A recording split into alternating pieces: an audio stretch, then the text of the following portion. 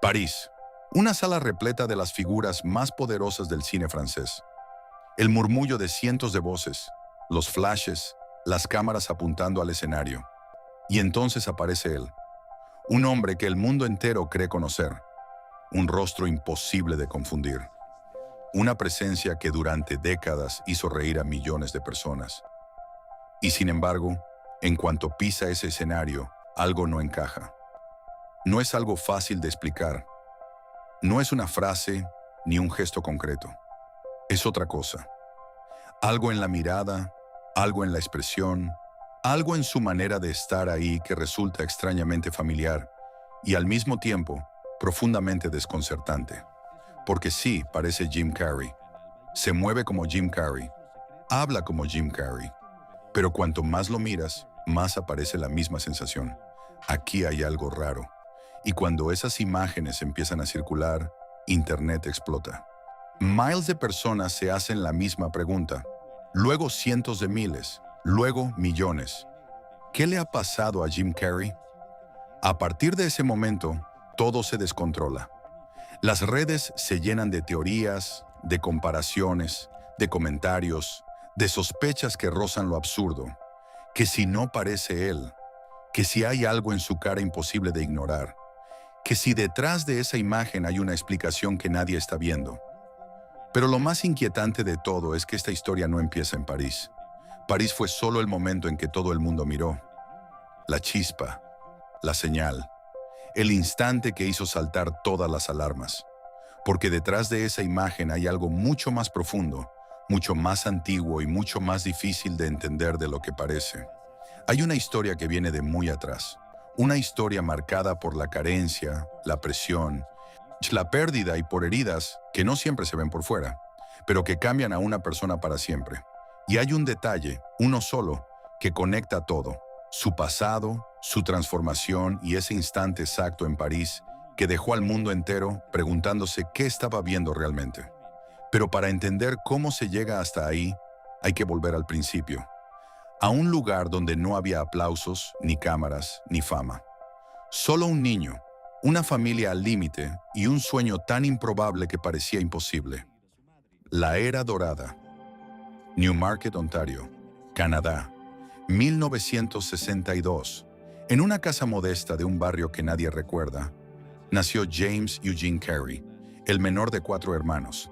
Era hijo de Kathleen, una mujer que luchaba en silencio contra dolores crónicos que la mantenían postrada en cama durante semanas, y de Percy Carey, un hombre que había renunciado a su sueño de tocar el saxofón en bandas de jazz para aceptar un empleo como contable. Un empleo seguro, o al menos eso parecía. La familia Carey vivía en esa frontera invisible entre la dignidad y la precariedad, donde cada mes se decidía si se pagaba el alquiler o se comían 3 comidas al día. Desde muy pequeño, Jim tenía algo que no se podía enseñar ni comprar ni imitar.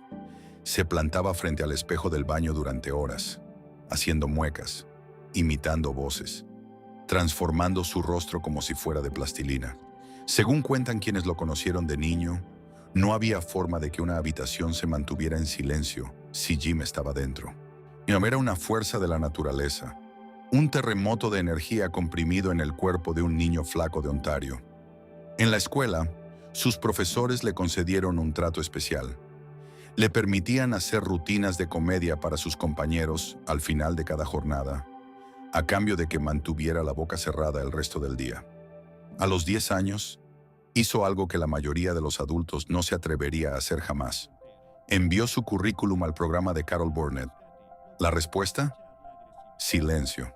Pero ese silencio no lo detuvo. Y aquí es donde la historia da un giro que nadie ve venir. Cuando Jim tenía 14 años, su padre perdió el empleo. De un día para otro, la familia pasó de una vida modesta, pero funcional, a la pobreza absoluta. No es una exageración, no es una licencia narrativa. Más la familia Carey al completo. Los 4 hermanos, la madre enferma, el padre desempleado. Consiguieron empleos como conserjes y guardias de seguridad en una fábrica de llantas de acero llamada Titan Wheels, en las afueras de Toronto. Jim trabajaba turnos de 8 horas después del colegio. Un adolescente limpiando suelos industriales, ¿Qué pasa, Dito? tan agotado que no le quedaba energía ni para hacer bromas. Y cuando la fábrica ya no fue suficiente, la familia terminó viviendo en una furgoneta Volkswagen. Una furgoneta en los inviernos canadienses, donde las temperaturas caen muy por debajo de cero. Jim diría años después, con ese humor que solo pueden tener quienes han tocado fondo: claro, como crecí en Canadá, pensé que simplemente estábamos de camping. Jim dejó la escuela a los 15 años.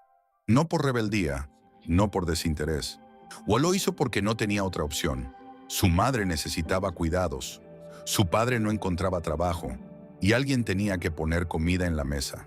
Pero dentro de ese adolescente agotado y furioso, ardía un sueño que aún no tenía nombre. Y es precisamente aquí donde entra ese detalle que mencioné al principio. Ese detalle del cheque. Pero aún no es el momento. Antes, hay que entender lo que pasó en ese club de comedia. Tras dejar la fábrica, Jim hizo su debut como comediante en un pequeño sótano de Toronto llamado Yuk Yuk's. Tenía 15 años. Imagínate la escena: un adolescente flaco, con ropa de segunda mano, subiendo a un escenario diminuto ante un público que no tenía ninguna razón para escucharlo. Y según el propio fundador del club, Mark Breslin, fue desastroso. Textualmente dijo: fue pésimo. El público lo abuchó. Y las risas que esperaba nunca llegaron. El chico flaco de Newmarket salió del escenario con el orgullo destrozado y la certeza de que quizás el mundo tenía razón. Quizás no era lo suficientemente bueno, pero hay algo que define a las personas que terminan cambiando el mundo. Y es que no se detienen cuando el mundo les dice que no, que convierten cada rechazo en combustible. Jim volvió, noche tras noche, club tras club, perfeccionando imitaciones de celebridades como James Stewart y Michael Landon, afilando su comedia física hasta convertirla en algo que nadie había visto antes, transformando cada músculo de su cara en un instrumento de expresión que desafiaba los límites de lo que un ser humano puede hacer con su cuerpo. Para 1979, ya se ganaba la vida con sus actuaciones. En El niño que había sido abucheado, ahora llenaba salas, y entonces un nombre entró en su vida que lo cambiaría todo. Rodney Dangerfield, el legendario comediante, lo vio actuar en The Comedy Store de Los Ángeles y quedó tan impresionado que lo contrató como telonero para toda una temporada de gira. Jim Carrey tenía 17 años. Había llegado a Los Ángeles con apenas $60 en el bolsillo y un cuaderno lleno de chistes, y de pronto estaba abriendo shows para uno de los cómicos más grandes de la historia. Su padre, Percy, el saxofonista, frustrado, viajaba a Las Vegas para verlo actuar. Y según Jim, Rodney y su padre se sentaban juntos entre bastidores, como dos viejos de vodevil, intercambiando chistes sin parar. Fue, según sus propias palabras, uno de los momentos más felices de su vida. Creo que mi padre vivió su sueño a través de mí, diría después. Pero antes de que llegara la fama, Jim hizo algo que suena a leyenda urbana, pero no lo es. Cada noche, cuando no tenía trabajo, cuando no tenía dinero, cuando no tenía absolutamente nada, subía con su coche hasta Mulholland Drive.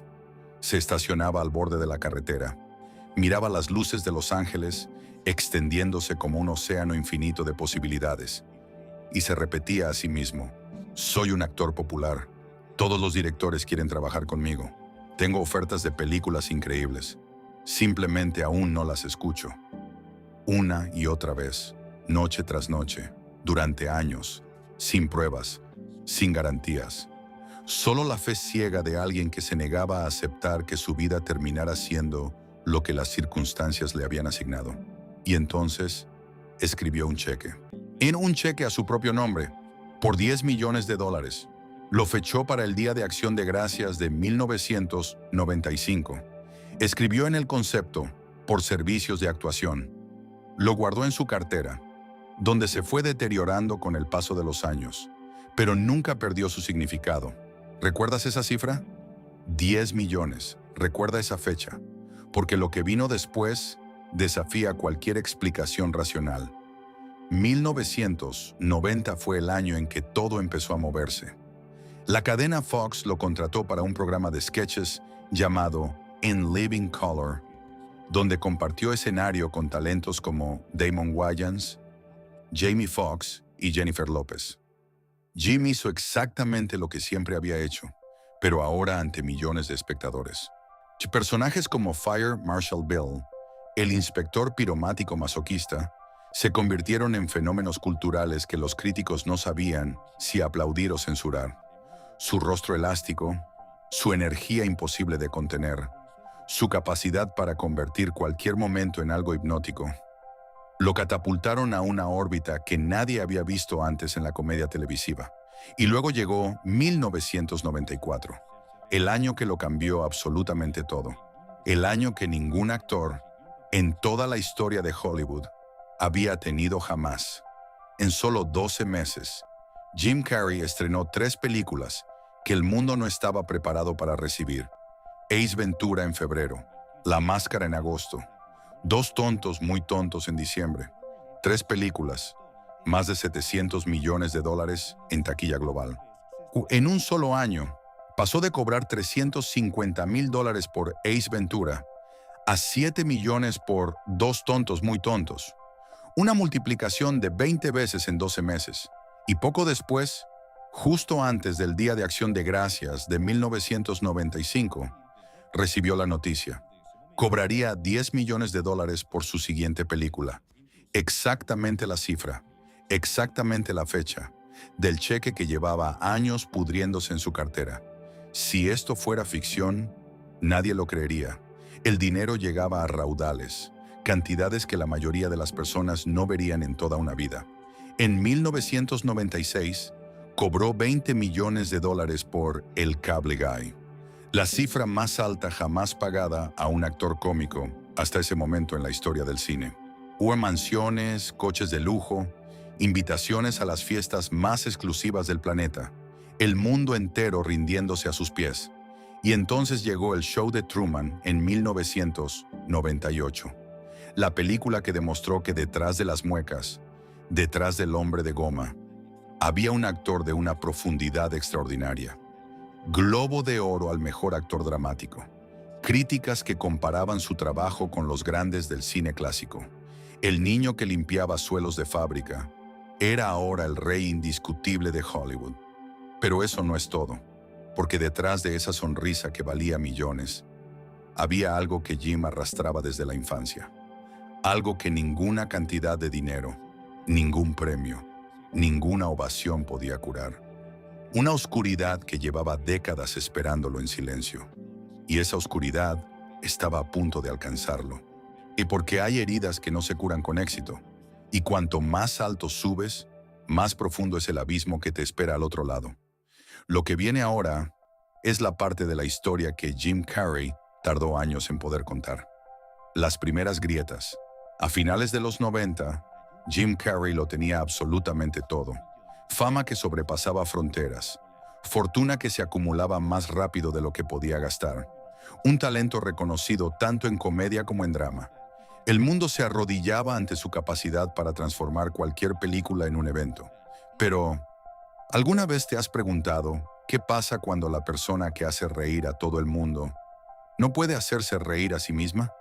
¿Qué sucede cuando el payaso se quita el maquillaje y lo que hay debajo no es lo que nadie imagina? Y según fuentes cercanas al actor, y según él mismo ha revelado en diversas entrevistas, Jim arrastraba una depresión desde la infancia, una depresión profunda, persistente, que él describiría años después como la fuerza invisible que lo impulsó a querer hacer reír a los demás. ¿Recuerdas a su madre, Kathleen? Aquella mujer que pasaba semanas en cama, consumida por dolores que nadie sabía diagnosticar. Según todo indica, tomó medicamentos para el dolor durante años, y el pequeño Jim, ese niño flaco con un don sobrenatural para las muecas, descubrió que la única forma de aliviar el sufrimiento de su hogar era hacer reír. Desesperación, dijo una vez cuando le preguntaron de dónde venía su talento para la comedia física. Tenía una madre enferma, quería hacerla sentir mejor. La comedia no fue una elección, Fue una estrategia de supervivencia emocional que se convirtió en una carrera multimillonaria, pero que nunca dejó de ser, en el fondo, una forma de esconderse. Y esa estrategia funcionó. Funcionó tan bien que el mundo entero creyó que Jim Carrey era un ser hecho de pura alegría, un hombre que nunca dejaba de sonreír. Pero todo apunta a que, cuanto más brillaba en público, más oscuro se volvía todo en privado. Tomó Prozac durante años, luchó contra la ansiedad y en algún momento empezó a cuestionar si el personaje que el mundo llamaba Jim Carrey era realmente él. En 2017, en una entrevista que dejó helado a medio mundo, dijo algo que nadie esperaba. Yo no existo. Todos son personajes que he interpretado, incluyendo a Jim Carrey. No hay un yo. Solo hay cosas que suceden. ¿Yo? ¿Te imaginas eso? El hombre más gracioso del planeta, diciendo en cámara que ni siquiera cree existir, que su vida entera ha sido una sucesión de máscaras, y no las de color verde, sino las invisibles, las que nos ponemos todos cada mañana, pero que en su caso se habían convertido en una prisión de la que no sabía cómo escapar. Mientras tanto, su carrera seguía generando proyectos, pero las primeras señales de desgaste eran cada vez más evidentes. Algunas películas no funcionaron como se esperaba. La crítica, que una vez lo había coronado como genio, empezó a cuestionar si el rey de la comedia física tenía fecha de caducidad. Y algo aún más doloroso, según todo indica, la Academia de Hollywood lo ignoró sistemáticamente. May nunca recibió una nominación al Oscar, ni por El show de Truman, ni por Man on the Moon, ni por Eterno resplandor de una mente sin recuerdos. 3 interpretaciones extraordinarias, 3 portazos en la cara, y según algunas versiones, ese rechazo sistemático fue una de las heridas que más profundamente marcó su relación con la industria. Pero aquí necesito que prestes mucha atención, porque lo que vino después es la parte más difícil de contar, y tal vez la más humana de toda esta historia. En 2012, Jim conoció a Catriona White, una joven irlandesa, maquillista artística, con una sonrisa que, según quienes la conocieron, podía iluminar una habitación entera. Tenía una sensibilidad especial, una delicadeza que contrastaba con la energía arrolladora de Jim. Iniciaron una relación que las personas cercanas describían como una montaña rusa emocional. Se separaban, volvían, se distanciaban de nuevo.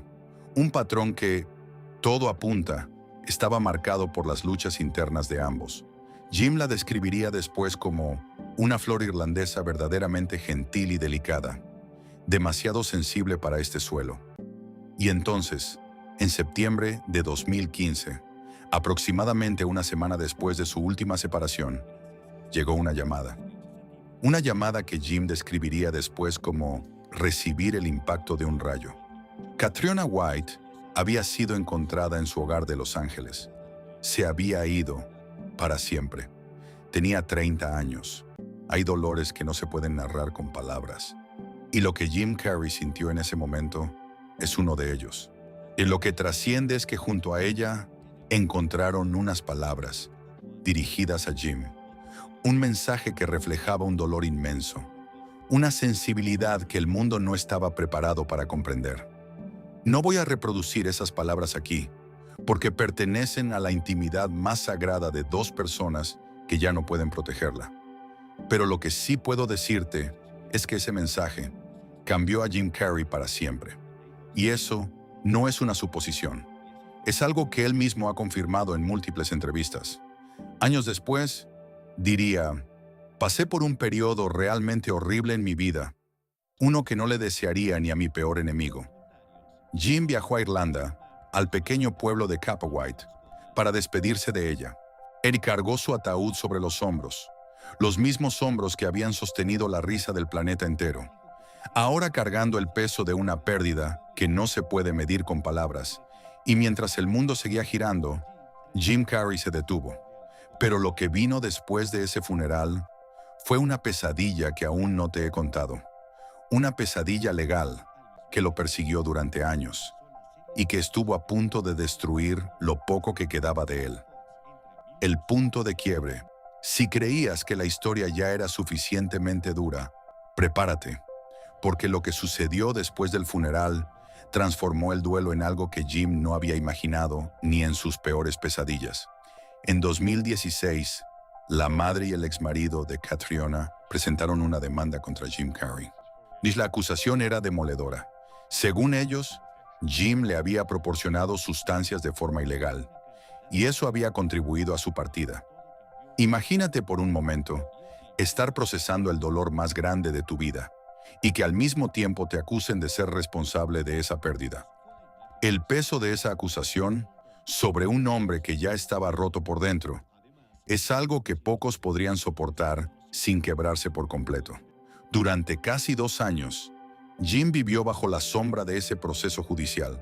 Según personas cercanas, fue el periodo más oscuro de toda su existencia. Más oscuro incluso que la propia pérdida, porque ahora el dolor se mezclaba con la humillación pública, con titulares que lo señalaban, con un juicio que parecía diseñado para convertir su tragedia personal en un espectáculo mediático. Los tabloides se alimentaron de cada detalle. Cada audiencia era una nueva ronda de fotos con flash, de preguntas a gritos, de miradas que juzgaban sin saber. Pero hay un detalle que cambia todo. En enero de 2018, el abogado de Jim, Raymond Boucher, descubrió algo que nadie esperaba. Los registros médicos presentados como evidencia clave habían sido falsificados, manipulados, alterados deliberadamente para construir un caso que no tenía base real. El caso fue desestimado. Jim Carrey fue absuelto de toda responsabilidad. Pero, ¿qué hace un hombre cuando recupera su libertad legal, pero ya ha perdido algo que ningún tribunal puede devolver? ¿Qué hace cuando el daño a su nombre, a su alma, a su capacidad de confiar, ya es permanente? Lo que hizo Jim fue algo que Hollywood no entendió, algo que sus agentes no aprobaron, algo que sus fans no esperaban. Y en lugar de volver al ruedo, de buscar la redención en otra película taquillera, de hacer lo que el sistema siempre le había pedido, Jim Carrey se sentó frente a un lienzo en blanco y empezó a pintar. Y no paró. No fue un capricho de celebridad aburrida. No fue un pasatiempo entre películas. Según él mismo confesó en un documental de 6 minutos llamado I Needed Color, la pintura era una necesidad vital, tan esencial como respirar. Dijo algo que pocas personas en su posición se atreverían a decir: hacer arte no es realmente una elección. Estoy siendo pintado, estoy siendo expresado, estoy siendo creado, y hay muy poco de mí involucrado. Y en otra ocasión añadió: lo que haces en la vida te elige a ti. En esas palabras, hay un hombre que había dejado de buscar la aprobación del mundo y había empezado a buscarse a sí mismo.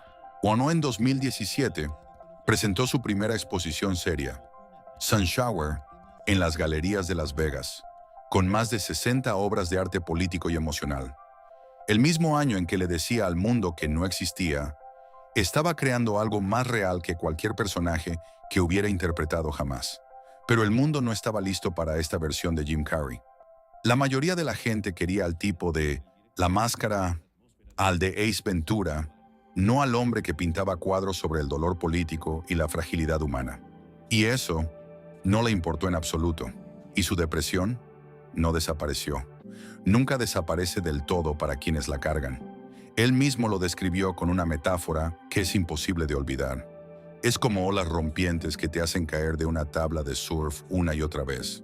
Cada vez que crees que has encontrado la paz, ¡boom!, te caes y te ahogas en las olas. Esas palabras las dijo en 2026, más de 10 años después de la partida de Catriona. Lo que significa que la lucha nunca terminó, solo cambió de forma.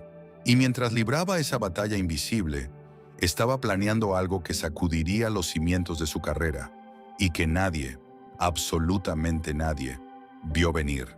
La decadencia y transformación. Abril de 2022. Jim Carrey acaba de estrenar Sonic 2, interpretando al villano Dr. Robotnik con una energía que parecía desmentir todo lo que acabamos de contar. El público reaccionó con entusiasmo. La taquilla funcionó y todo apuntaba a que Jim podía seguir siendo Jim durante años.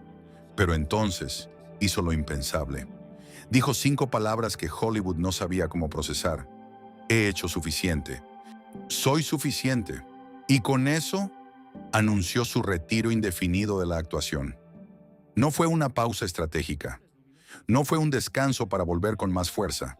Fue una declaración de principios que contradecía todo lo que la industria del entretenimiento considera sagrado. El hombre que había ganado cientos de millones de dólares haciendo reír al mundo, estaba diciendo que ya no necesitaba eso para sentirse completo. ¿Cuántas personas conoces que serían capaces de renunciar a eso? A la fama, al dinero, a la adulación constante, a la adicción del aplauso, por la simple paz de no tener que ponerse una máscara más? Lo que siguió fueron años de silencio. Un silencio que para Hollywood es la peor de las ofensas, porque la industria no sabe qué hacer con alguien que ya no quiere participar en el juego. Jim desapareció del radar público. No había entrevistas, no había apariciones en alfombras rojas, no había publicaciones en redes sociales buscando relevancia. Los agentes llamaban y no había respuesta. Los estudios ofrecían guiones, y los guiones volvían sin abrir. El hombre que una vez fue la persona más ruidosa y magnética en cualquier habitación del mundo, se había convertido en un fantasma voluntario, un fantasma que pintaba, un fantasma que meditaba, un fantasma que, por primera vez en su vida, no necesitaba que nadie lo mirara para sentir que existía. Y en ese silencio, según todo indica, encontró algo que 3 décadas de fama brutal nunca le habían dado: la libertad de no tener que ser gracioso. Se dedicó por completo a la pintura. Exposición tras exposición, su trabajo fue ganando un respeto en el mundo del arte que iba mucho más allá de la curiosidad morbosa por ver qué pintaba un famoso en su tiempo libre. En 2018, presentó Indignation en la Macarone Gallery de Los Ángeles. En 2019, This Light Never Goes Out en el Phi Center de Montreal. Figuras del calibre de LeBron James expresaron públicamente su admiración y adquirieron sus obras. El reconocido artista italiano Maurizio Cattelan visitó su estudio. Wildland Galleries lo representó de forma permanente en Hawái y Lake Tahoe. Jim Carrey ya no era un actor que pintaba por entretenimiento. Era un artista con un mercado establecido, un reconocimiento genuino y una voz propia que no necesitaba del cine para existir. Y en julio de 2024, algo sucedió que selló su transformación de forma definitiva. Bonhams, una de las casas de subastas más prestigiosas del mundo, presentó la colección personal de arte moderno y diseño de Jim Carrey en Los Ángeles. 35 lotes, acumulados durante casi 30 años. No eran garabatos de un aficionado. Era una colección curada con meticulosidad durante décadas, que reflejaba el viaje interior de un hombre que había pasado la primera mitad de su vida buscando significado fuera de sí mismo, para descubrir que siempre estuvo dentro.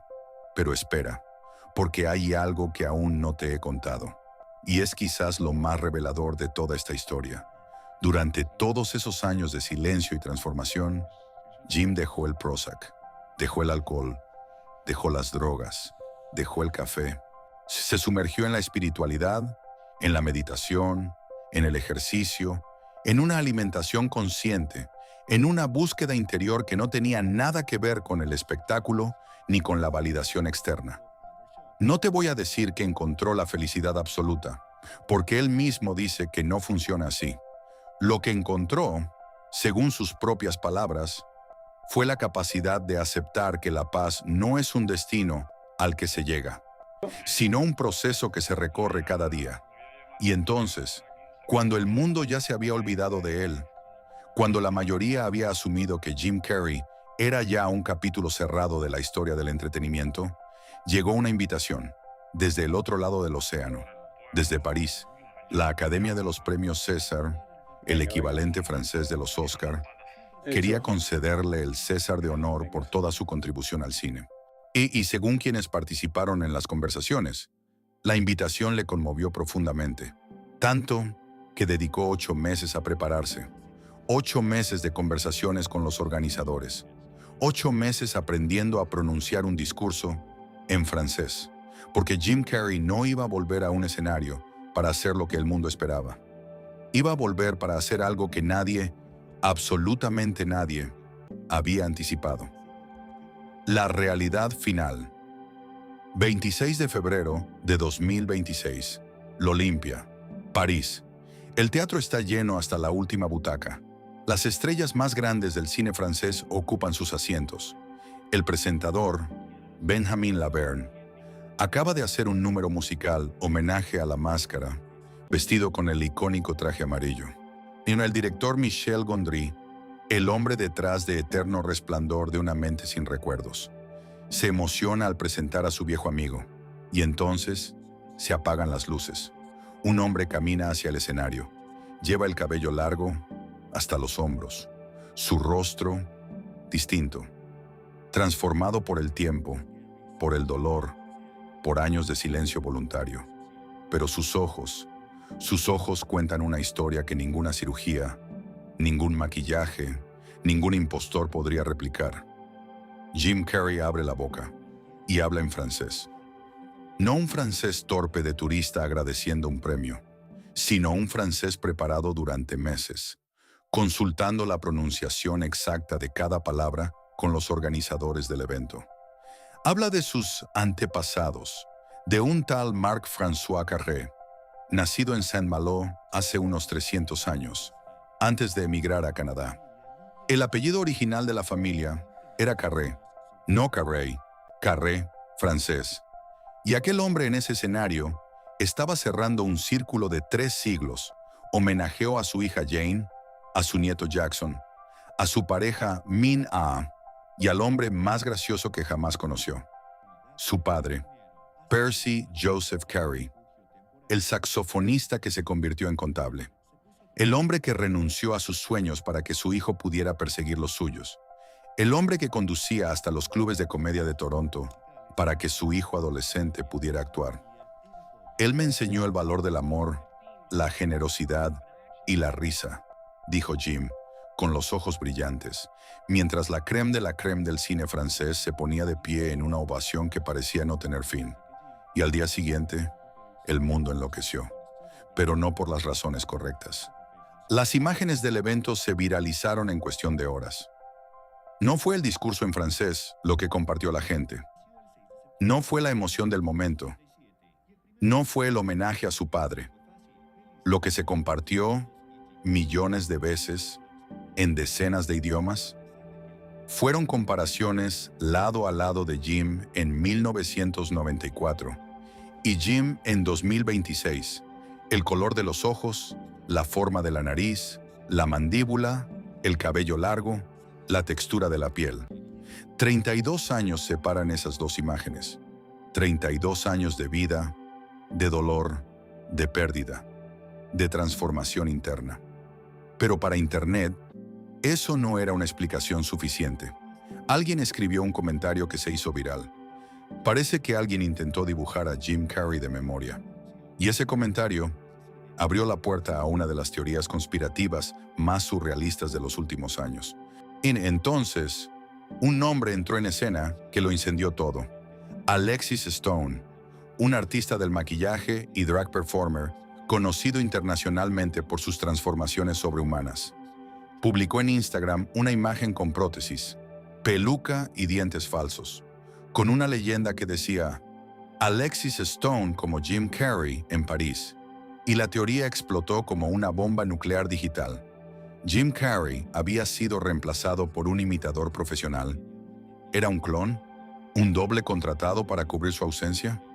La locura fue de tal magnitud que los propios organizadores de los César tuvieron que emitir un comunicado oficial para frenar la avalancha de desinformación. Gregory Collier, delegado general de los premios César, fue contundente. Según su declaración oficial a medios internacionales, la visita de Jim se había planeado desde el verano anterior.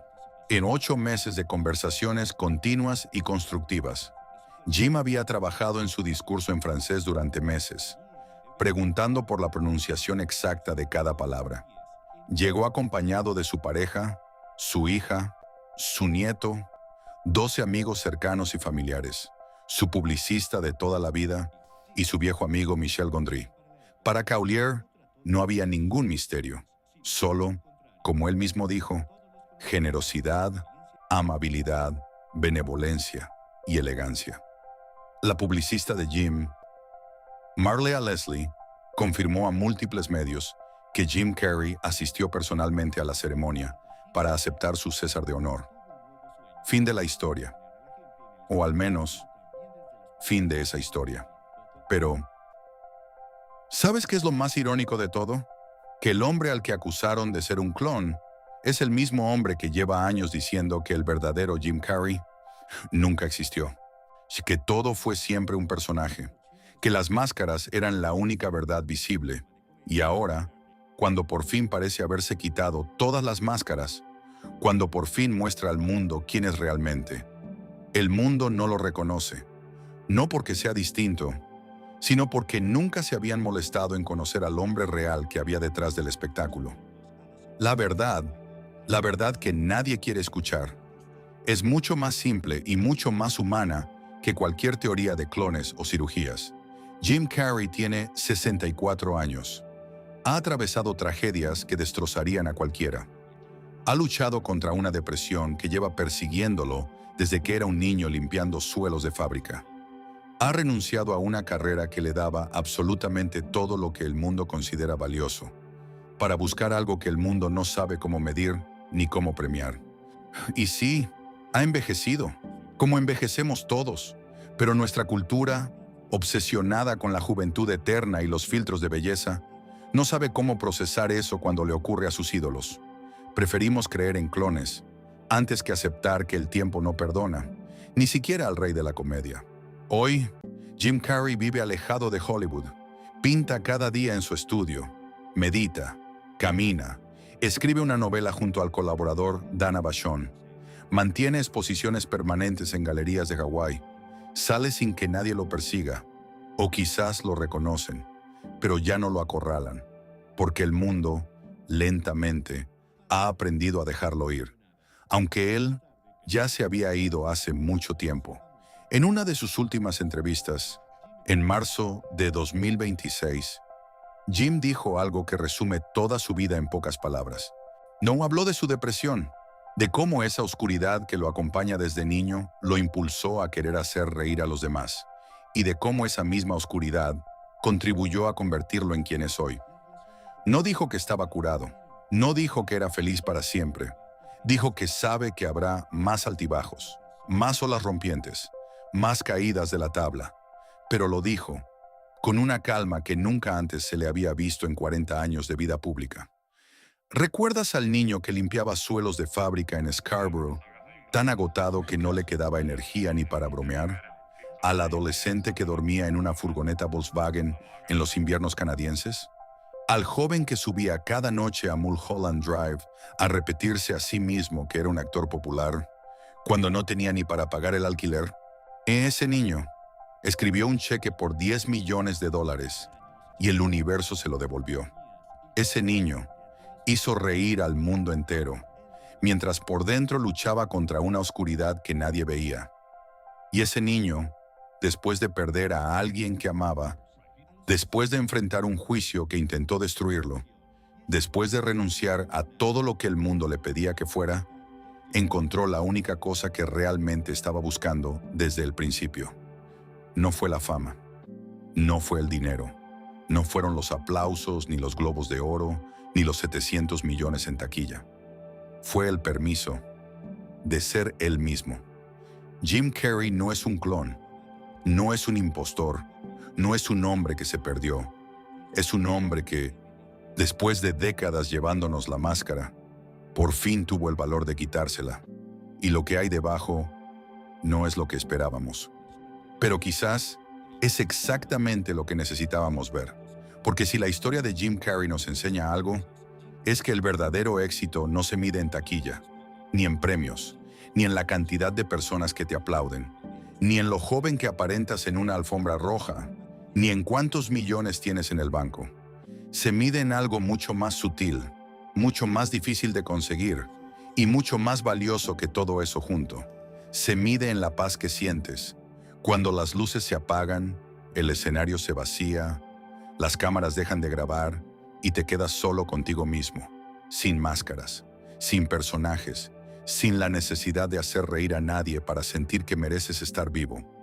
Y en ese silencio que durante años le aterró, que lo hizo esconderse detrás de personajes y muecas y una energía aparentemente inagotable. Jim Carrey, el niño de Newmarket, el adolescente de la furgoneta, el soñador de Mulholland Drive, por fin encontró su hogar.